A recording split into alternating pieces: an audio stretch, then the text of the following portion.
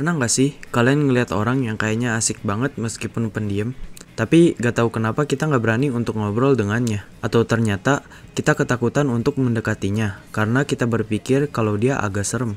Menurut gua, orang-orang seperti itu sebenarnya adalah orang-orang yang baik. Tetapi karena salah pengertian, akhirnya kita melewati kesempatan untuk membuat teman baru. Padahal ada kemungkinan kalau orang itu adalah orang yang bisa mengubah hidup kita untuk lebih baik. Bisa aja kita akan lega di suatu hari jika kita berteman dengannya.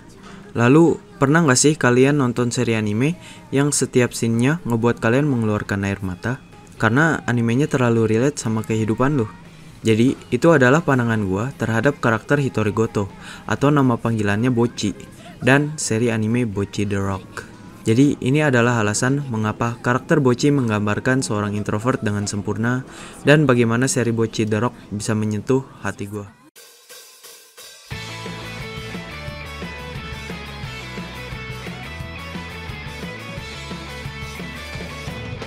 Dari episode pertama, gua rasa karakter Bocchi ini bisa banget direlate sama banyak orang karena perjalanan hidupnya Bocchi, yang gue yakin banyak orang pernah mengalaminya.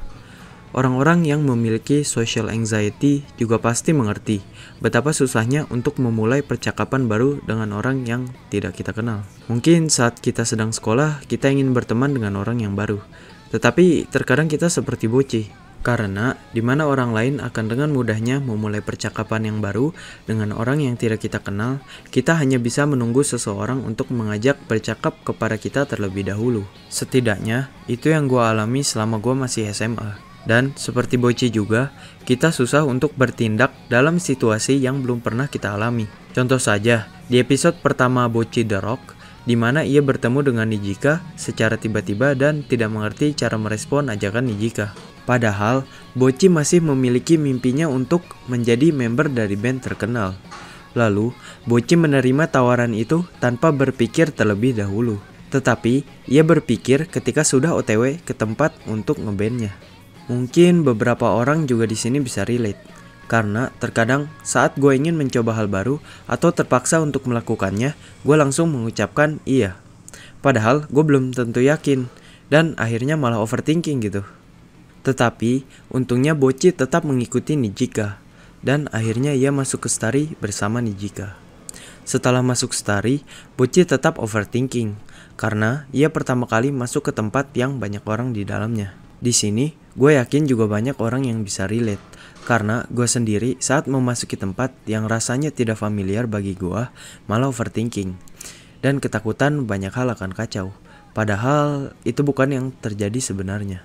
Meskipun Bocchi sudah masuk ke dalam Starry, ia masih hidup di dalam kepalanya. Dan ia malah merendahkan diri, karena ia disuruh untuk bermain gitar sebagai gitarisnya Kesoku Band di panggungnya Starry. Di sini, Bocchi mengingat lagi mimpinya, dan akhirnya memberanikan diri untuk menjadi gitarisnya Kesoku Band. Meskipun ia memainkan gitar itu dengan menggunakan box bekas mangga. Tetapi menurut gua, Bocchi memakai box mangga itu adalah sebuah metafora. Nah, sebelum kita ngebahas metafora itu, gue minta kalian untuk subscribe. Karena gue bakalan ngupload konten sekitar analisis anime dan analisis karakter anime. Kalau kalian berubah pikiran, kalian bisa unsubscribe di lain hari. Dari episode pertama pun, gue sudah kaget dan tersentuh dari permainan animasi dan metafora yang diberikan oleh para animator seri ini. Dan menurut gue, animasinya bener-bener ngevisualisasiin apa yang seorang introvert pikirkan ketika ia diberi penjelasan sesuatu. Seperti di scene yang telah viral baru-baru ini, yaitu teriak glitch-nya Bocchi, dimana ia saking kagetnya, di otaknya, ia berubah menjadi Bochinoko dan Bocchizilla. Atau seperti di episode 11, ketika Bocchi memakai baju maid dan melihat bagaimana temannya lebih bisa menjadi maid dibanding dia. Sehingga ia dianimasikan untuk menunjukkan rasa kekhawatiran Bocchi saat memanggung nanti. Mungkin itu tidak bakal terjadi beneran di dunia nyata. Tetapi gue yakin ada beberapa orang yang rasanya ingin teriak dan mau pindah dimensi ketika kita diminta untuk melakukan sesuatu yang sangat tidak nyaman dan kita belum pernah alami sebelumnya. Juga seperti di episode pertama, ketika Bocchi harus manggung di depan stage-nya Starry, lalu ia memakai box bekas manga. Menurut gua, ini juga metafora, Karena beberapa kali ketika gue harus berbicara di depan umum, rasanya lebih baik kalau gue ngomong di dalam box, sehingga orang gak ngeliat gue, tapi ngeliat boxnya aja gitu. Selain itu, seri Bocchi The Rock ini memainkan media animasi ke potensial penuhnya. Karena setiap lelucon yang ingin disampaikan seringkali menggunakan media yang selalu berbeda dari lelucon sebelumnya, dimana kadang-kadang mereka memvisualisasikannya dengan cara menggambarkan isi otaknya Bocchi dengan animasi, lalu menggambarkan lelucon lain dengan stop motion, bahkan menggunakan style anime tahun 90-an, dimana rasio layarnya adalah 4:3. Ternyata metode ini dibuat dengan sengaja, karena series directornya sendiri yaitu Keiichiro Sato mengatakan di dalam interview yang dikutip dari blog.sakugaboru.com kalau dia sengaja mendesain Bocchi untuk tidak terlalu bisa berkomunikasi dengan baik, karena itu adalah struktur fundamental dari plot serinya. Jadi ketika Bocchi sedang berbicara dengan orang lain, seringkali Bocchi malah berada di dalam dunianya sendiri. Selain itu juga memang tim dari yang mengerjakan seri Bocchi The Rock ini adalah orang-orang yang benar-benar suka sama manganya, sehingga mereka tahu inti penulisannya dan bagaimana karakter tersebut seharusnya didesain. Menurut karakter designer and chief animation director dari seri ini yang bernama Kiroria, dikutip dari blog.sakugaboru.com, dia memang membaca manga aslinya ketika volume 1 dari manganya telah dirilis. Dia suka dengan karakter, art style, suasana, hingga komedinya. Dan dari awal ia membaca manganya Bocchi The Rock, saking sukanya, ia sampai mencari berbagai produser anime untuk menanyakan apakah adaptasi dari anime ini akan dibuat gitu. Meskipun komedinya yang begitu pekat dan begitu kreatif, tetapi untuk gue personal, scene yang paling membuat gue tersentuh adalah scene-scene yang sepi, dimana Bocchi mengobrol secara personal dengan teman band atau karakter lainnya. Salah satu scene itu adalah ketika Bocchi mengobrol dengan Hiroi Kikuri, atau yang gue bakal panggil dengan sebutan Kikuri Onesan. Dimana setelah Bocchi kagum melihat Kikuri Onesan manggung di tempatnya, Bocchi jadi rendah diri, karena Bocchi merasa kalau ia tidak sehebat dirinya. Tetapi Kikuri Onesan bilang kalau sebenarnya sampai SMA pun, dia selalu menjadi orang yang sama tertinggalnya seperti Bocchi. Suatu hari Kikuri Onesan bertanya kepada dirinya sendiri, mau jadi apa dia nanti? Karena ia merasa kalau masa depannya akan membosankan jika ia masih begitu-begitu saja. Dan akhirnya dia masuk ke dalam band rock, karena mau mengubah hidupnya ke arah yang berbeda. Meskipun ia harus meminum sake terlebih dahulu sebelum performa pertamanya, ia tetap melakukannya dan menasehati Bocchi kalau ia justru lebih keren, karena ketika bermain di Stari untuk pertama kalinya, ia tidak butuh sake untuk bermain di depan panggung seperti Kikuri Onesan. Gue jujur tersentuh banget di sini, karena Kikuri Onesan memberi gue motivasi lagi bahwa memang kalau mencoba sesuatu hal yang baru itu pasti nggak enak, dan kita harus tahan dengan rasa nggak enak itu.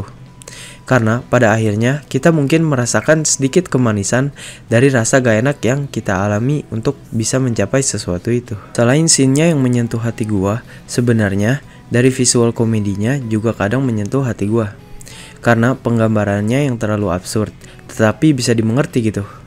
Kalau nggak percaya, ini salah satu reaksi pure gue ketika menonton anime Bocchi The Rock. Dan ini rekaman gue sebelum gue punya ide untuk ngebahas anime ini.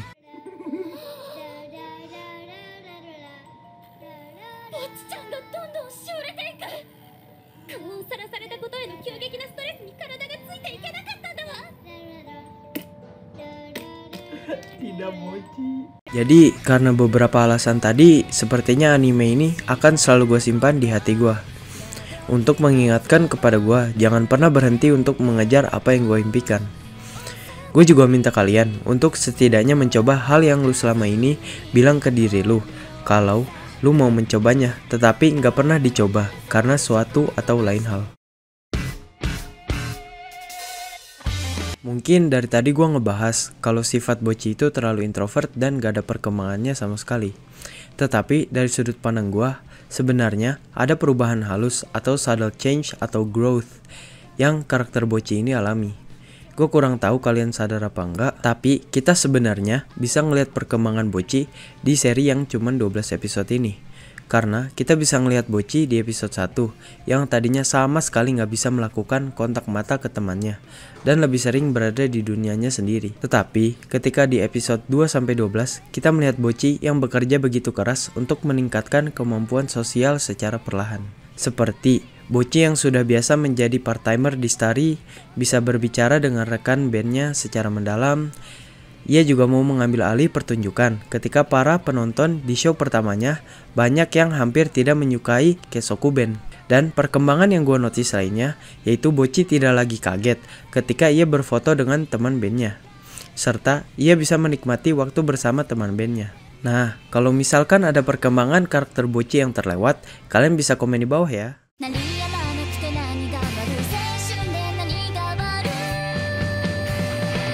Last but not least, gue bakalan ngebahas opening dan endingnya. Tetapi kali ini gak terlalu banyak yang dianalisis. Cuman gue suka banget sama lirik dan visualnya. Di openingnya memang seperti opening anime lainnya dan gak terlalu banyak referensi-referensi unik. Tapi gue suka bagian dimana kita dikasih lihat Bocchizilla di background dan Bochinoko yang dikejar oleh adik dan peliharaan Bocchi di openingnya. Lalu gue suka dengan liriknya. Karena jika diartikan, kita bisa merasakan apa yang seorang introvert atau orang yang memiliki social anxiety rasakan. Emang sih sedikit cringe. Salah satu liriknya yang gue suka adalah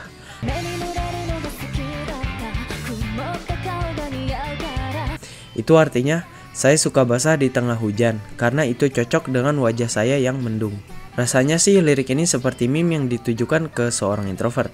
Tapi buat gue secara personal, ini memang kadang bisa terjadi. Karena sebagai seorang introvert, kita lebih suka ketika tidak ada orang yang melihat diri kita sebenarnya. Satu lagi cuplikan lirik yang gue suka adalah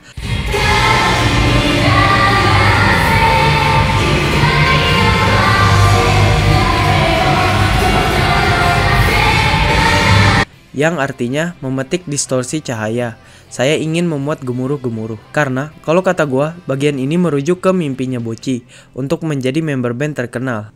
Lalu, lagu ini dinyanyikan oleh Kesoku Band, yang berarti para voice actor dari karakternya yang menyanyikan opening ini. Jadi, gua baru saja tahu beberapa hari yang lalu. Ternyata ending dari seri Bocchi The Rock ini ada 3. Untuk saat ini yaitu baru sampai episode 11. Masing-masing ending memiliki visual yang berbeda, tetapi art style yang sama. Serta lagu yang dinyanyikan juga berbeda. Untuk ending pertamanya ada di episode 1-3, dimana inti dari ending itu adalah Kesoku Band yang latihan keras untuk performance-nya nanti. Karena penyanyi dari lagu itu adalah Ikuyo Kita yang sangat suka keramaian. Untuk ending keduanya yaitu berada di episode 4-7 yang lebih difokuskan kehidupan Bocchi yang sepi. Karena penyanyi yang ditunjukkan untuk lagu ini adalah Ryo Yamada yang suka dengan suasana sepi. Untuk ending yang terakhir saat ini yaitu episode 11 berada di episode 8-11. Secara personal, ini adalah ending favorit gua. Karena dari segi visualnya, kita bisa ngeliat para member Kesoku Band sedang bersantai dengan caranya masing-masing. Dan liriknya yang relatif ringan. Karena penyanyinya adalah Nijika Ijichi dengan suara yang adem, lalu karena karakternya adalah penengah dari member lain, jadi suasananya juga santai dengan para member band lainnya. Oke, itu seenggaknya adalah beberapa alasan mengapa seri Bocchi The Rock ini adalah anime yang simple, tetapi bisa menyentuh banget. Sebenarnya sih masih ada beberapa detail yang mau gua diskusikan, tapi rasanya kurang pas untuk video ini. Jadi mungkin kalian bisa kasih tahu detail lain yang kalian temukan di seri anime Bocchi The Rock ini, biar kita bisa diskusi di kolom komentar, oke? Sebelum gue menutup video ini, gue cuma mau bilang terima kasih banget untuk para subscriber baru. Karena jujur aja, gue sedikit kaget ketika tiba-tiba ada 40-an orang yang mau subscribe ke channel ini. Dan makasih juga buat kalian yang udah nonton video ini sampai habis. Karena itu bisa ngebantu gue banget biar channel gue lebih disukai oleh YouTube. Terima kasih juga untuk kalian yang menonton video gue sebelumnya. Karena ngelihat jumlah viewsnya sempat ngebuat gue kaget. Tetapi pada akhirnya gue seneng. Oke, segitu aja dulu yang bisa gue bahas kali ini. Jangan lupa untuk subscribe. Karena kalian bakalan ngeliat konten yang menginspirasi seputar anime. Dan kalian bisa unsubscribe kalau kalian ternyata gak cocok sama konten gua. Jangan lupa buat like kalau emang suka dan dislike kalau enggak. Sekian, ciao. Oke, jadi sedikit tambahan. Untuk hari ini 25 Desember 2022 baru aja dirilis episode 12 dari seri Bocci The Rock, dan ternyata prediksi gue bener. Untuk endingnya kali ini dinyanyikan oleh Bocci dengan lagu Rock and Roll Morning Light Falls on You yang aslinya dinyanyikan oleh band Asian Kung Fu Generation. Dan karena liriknya dibuat oleh Masafumi Goto yang merupakan referensi utama dari karakter Hitori Goto, jadinya Bocci lah yang menyanyikan ending dari seri anime Bocci The Rock ini. Oke, sip. Thank you.